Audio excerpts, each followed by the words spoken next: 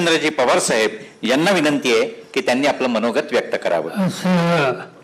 कार्यक्रमाचे प्रमुख आम्ही राज्याचे मुख्यमंत्री देवेंद्र फडणवीस, उपमुख्यमंत्री अजित पवार, राज्य सरकारी बँकेचे प्रशासक विद्याधर अनवासकर आणि सरकारी क्षेत्रात अनेक वर्ष काम करणारे विविध जिल्ह्यातून आलेले माझे सगळे सहकारी बंधू वगैरे. आजचा दिवस एक आगळा असा दिवस आहे. 150 वर्षाच्या पूर्वी दख्खनचा उठाव म्हणून एक संघर्ष महाराष्ट्रामध्ये झाला होता. आणि हा झाला कुठं की जे एक दुष्काळी गाव आहे, दुष्काळी परिसर आहे, त्या परिसरामध्ये झाला. कशासाठी झाला तर कष्टकरी शेतकऱ्यांनी कर्ज घेतलं होतं, व्याज वाढवलं गेलं. चक्रव्याजापेक्षा सुद्धा जादा रक्कम वसूल करण्याची खबरदारी घेतली गेली आणि शेवटी शेतकरी संघटित झाले. त्यांना ज्या नोटीस आल्या होत्या पुस्तकाची होती कर्जाची, त्यांनी जाळून टाकली आणि हा संघर्ष, हा लढा त्या दिवशी केलेला होता. पण या संघर्षामध्ये एक चांगली गोष्ट झाली. त्यावेळेच्या इंग्रज सरकारला शेतकऱ्यांचंही दुःख समजलं आणि सावकारी व्यवस्थेला पर्याय म्हणून काही यंत्रणा केली पाहिजे. त्यासाठी सरकारची वित्तीय योजना त्याची स्थापना झाली आणि पूर्वीच्या काळामध्ये शेतकऱ्यांना कर्जाच्यासाठी फक्त सावकार आणि व्यापारी हे दोनच घटक उपलब्ध होते. त्याच्याऐवजी सावकारांच्या मनमानी कारभारावर नियंत्रण ठेवणाऱ्या सहकारी संस्थेची स्थापना ही त्यातनं झालेली होती. हा दख्खनचा जो उठाव झाला त्यानंतर इंग्रज सरकारने रायटर्स कमिशन नावाचं एक कमिशन नेमलं आणि त्या कमिशनच्या शिफारशीनुसार ॲग्रिकल्चर रिलीफ ॲक्ट अस्तित्वात आला आणि त्याच वेळेला खऱ्या अर्थानं राज्य सरकारी बँक काढावी असा विचार सुरू आला. पण या विचाराचा, त्या प्रस्तावाला सरकारच्याच सचिवांनी विरोध केला आणि त्यामुळे ती बँक काही होऊ शकली नाही. आज ज्या राज्य सरकारी बँकेनं हा कार्यक्रम आयोजित केला त्या राज्य सरकारी बँकेचे संस्थापक स्वर्गीय विठ्ठलदास सातरसी आणि नंदुबाई सामला यांनी 1906 साली मुंबईला अर्बन कोऑपरेटिव्ह क्रेडिट सोसायटी या नावानं संस्था सुरू केली आणि त्याचा आज या सरकारी बँकेचं रूपांतर झालं. या बँकेनं सुरुवातीच्या काळामध्ये प्राथमिक सोसायट्या ज्या आहेत त्यांच्यामार्फत शेतकऱ्यांना कर्ज पुरवलं. राज्य सरकारी बँकेनं शताब्दीचा जो कार्यक्रम केला होता त्या कार्यक्रमामध्ये एक प्रकाशन केलेलं होतं आणि ते प्रकाशन सगळं इतिहास देणारं होतं आणि ते मला आठवतं. वाचल्यानंतर राज्य सरकारी बँकेनं शेतकरी आणि व्यापाऱ्यांच्यासाठी अनेक कर्ज योजना ज्या सुरू केल्या त्या आजही चालू आहेत. त्यावेळेला शेतकऱ्यांनी तयार केलेल्या मालाच्या विक्रीसाठी स्वतंत्र व्यवस्था सरकाराच्या मार्फत नव्हती आणि त्याच्यामुळे शेतकऱ्याला त्याच्या कष्टाची किंमत हीच मिळत होती. आणि त्याच वेळेला साखर कारखानदारी नव्हती, गुळाचा धंदा होता. आणि त्या गुळाच्या धंद्यामध्ये एक व्यापारी जास्तीत जास्त गुळाची खरेदी करायचा आणि मार्केटवर त्याचं नियंत्रण असायचं. आणि म्हणून राज्य सहकारी बँकेचे जे अध्यक्ष होते विठ्ठलदास साखरसी, त्यांनी काही व्यापाऱ्यांना अल्प कर्ज दिलं आणि त्यांना खरेदीच्यासाठी उभं केलं. सदा वाढवली, 2 पैसे शेतकऱ्याला अधिक द्यायची व्यवस्था त्यांच्या ठिकाणी केली. याच्यातून सहकारी संस्थेची आवश्यकता हा विचार लोकांच्या मनामध्ये गेला आणि त्याच्यातूनच पुढं या बँकेची स्थापना झाली. 1930 साली या बँकेनं गूळ, कापूस, शेती याच्या तारणावर कर्ज द्यायला सुरुवात केली. महाराष्ट्रामध्ये पद्मश्री विठ्ठल भारतांनी पहिला सरकारी साखर कारखाना हा नगरला काढला. त्याचे संस्थापक अध्यक्ष डॉक्टर धनंजय गाडगीळ होते, पद्मश्री होते. पण गाडगीळांनी या सगळ्या कामामध्ये लक्ष घातलं, त्यामुळे प्रक्रिया करणारी कारखानदारी उभी राहायला सुरुवात केली. हे जरी खरं असलं तरी 1930 साली दुसरा एक व्यवहार झाला होता आणि तो 35 साली राज्य सहकारी बँकेनं मदत केली. शेतकरी एकत्र आले, एका समाजाचे होते आणि त्यांनी एक साखर कारखाना टाकला. त्याचं नाव शाश्वत वाणी.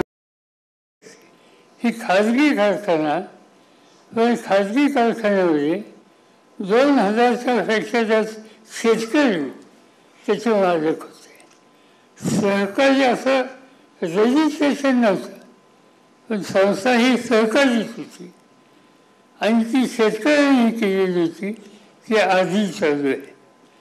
हे सहकाराचं एका दृष्टीनं महत्त्वाचं पाऊल तिथल्या लोकांनी टाकलं. आज आपण बघतो सरकारी संस्थेना राज्य सरकारची, केंद्र सरकारची मदत असते आणि व्हावी असं असतं. सहकारी संस्था शासनाच्या संबंधी अवलंबून असतात. 1952 साली मोरारजीभाई देसाई होते आणि त्या काळामध्ये सहकारी चळवळीवरचं नियंत्रण सरकारी अधिकाऱ्यांच्या मार्फत असावं असा निर्णय मोरारजीभाईंनी घेतला. पण त्या निर्णयाला सरकारच्या कार्यकर्त्यांनी विरोध केला. राज्य सहकारी बँकेचे जे अध्यक्ष होते सरैया, त्यांनी स्वच्छ सांगितलं मोरारजीभाईंना की सहकारी चळवळीत सरकार हस्तक्षेप करत असेल तर माझा राजीनामा घ्या. आणि त्यामुळं शेवटी मोरारजीभाईंना त्यांचा निर्णय बदलायला लागला आणि आज आपण सरकारामध्ये 30 रचनेत काय घडले याची कल्पना आपल्या सगळ्यांना आहे. मला स्वतःला काही दिवस महाराष्ट्रामध्ये किती सरकारी संस्थांना राहिले त्याचे आकडेवारी आहे. पण त्याचे 3 घटक अतिशय महत्त्वाचे. एक जिल्हा मध्यवर्ती सहकारी बँक, सहकारी साखर कारखानदारी आणि सहकारी सूत घेणे. या सगळ्यामध्ये राज्य शासनाचं भाग भांडवल आहे. सुरुवातीच्या काळामध्ये हे साखर कारखाने निघाले, त्या काळामध्ये शेतकऱ्यांची गुंतवणूक ही अतिशय कमी असायची, 7 ते 8 लाखाची असायची. भाग बांधून सरकार द्यायचं, राज्य सरकारी बँक बाकीचे पैसे द्यायचे आणि त्यातले हे कारखानदारी उल्लेख. पण आपण मीच विचार जर केला, ज्याचा उल्लेख मी आता केला की या 3 संस्था महाराष्ट्रात एकंदर जिल्हे किती आणि त्या जिल्ह्याच्या सरकारी बँका किती आणि त्या सरकारी बँकेच्या पैकी आजारी बँका किती. आजारी बँकांचा आकडा हा जिल्ह्यात सगळ्यात जास्त आहे. सरकारी साखर कारखानदारी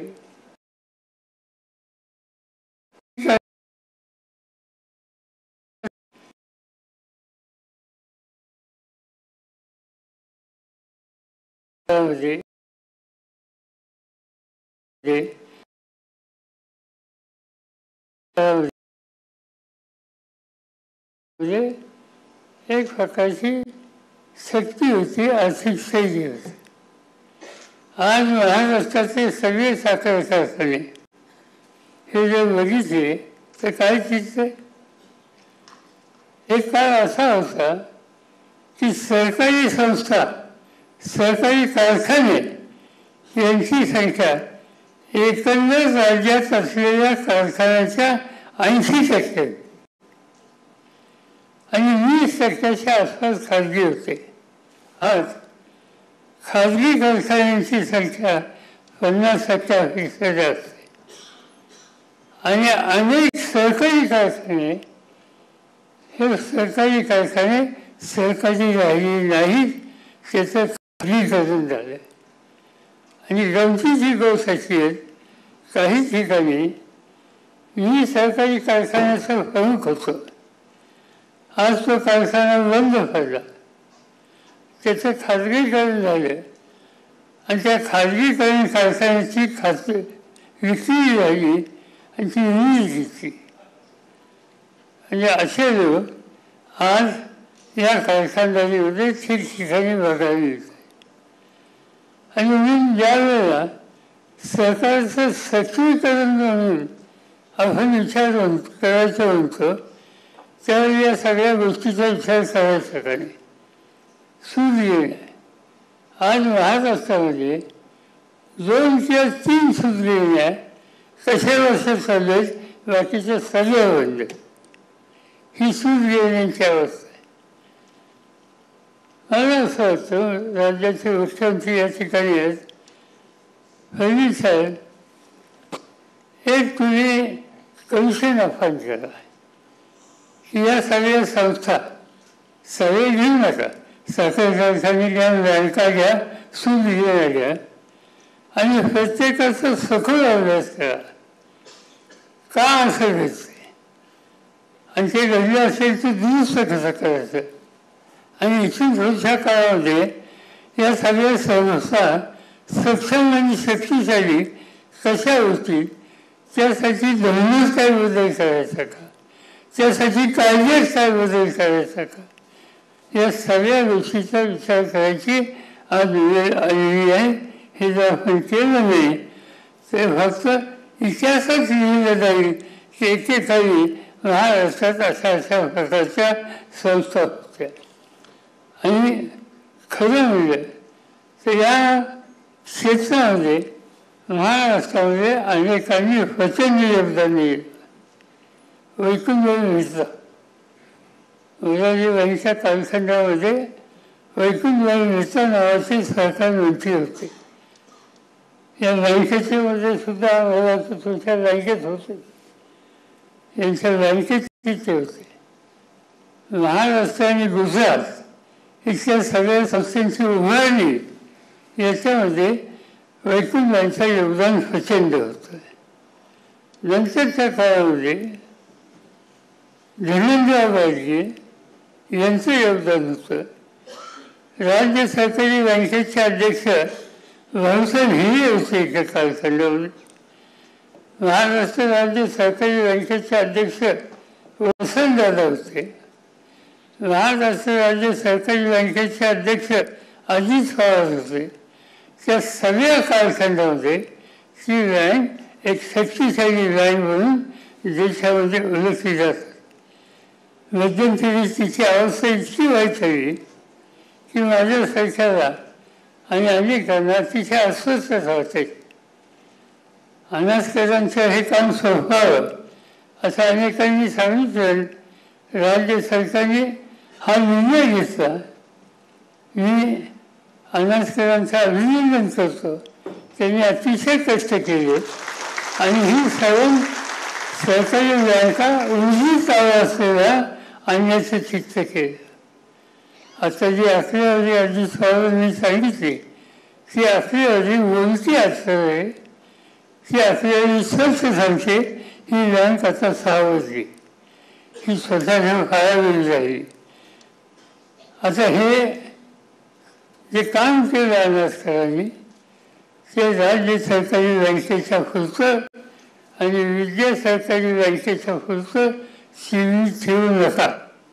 या दोन्ही ठिकाणी तुम्ही काम केलं. आपण आणखी बाकीचे लोक घेऊ, चांगले लोक घेऊ, मुख्यमंत्र्यांची मदत घेऊ आणि जे जे काही करणं शक्य असेल ते या सगळ्या सरकारी संस्थांना उर्जित अवस्था आणण्याच्यासाठी ठोसपणाचे निकाल घेऊ. आज त्याची अत्यंत गरज आहे आणि त्या दृष्टीनं मला असं वाटतं की याचा विचार आपण सगळ्यांनी केला पाहिजे. मी काय अधिक बोललो डॉक्टर साहेबांचा वेळ घेईच नाही.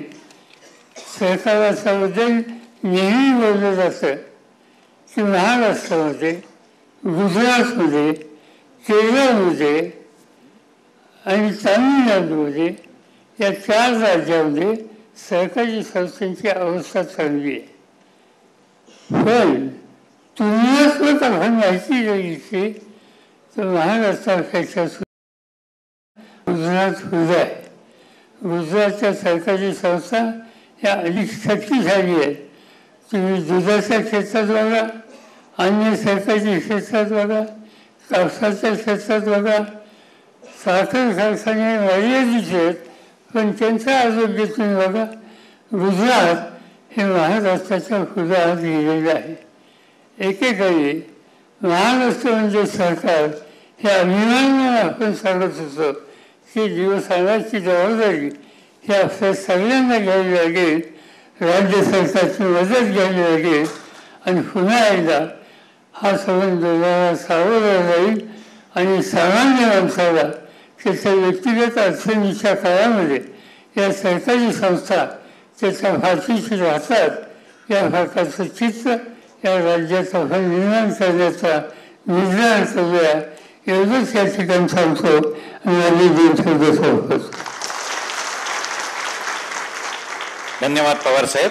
आणि यानंतर या समारंभाचे अध्यक्ष राज्याचे तडफदार मुख्यमंत्री जे आपल्या योग्य नियोजनाबद्दल प्रसिद्ध आहेत, त्यांनी सहकाराचं सक्षमीकरण आणि राज्य शासनाचं धोरण या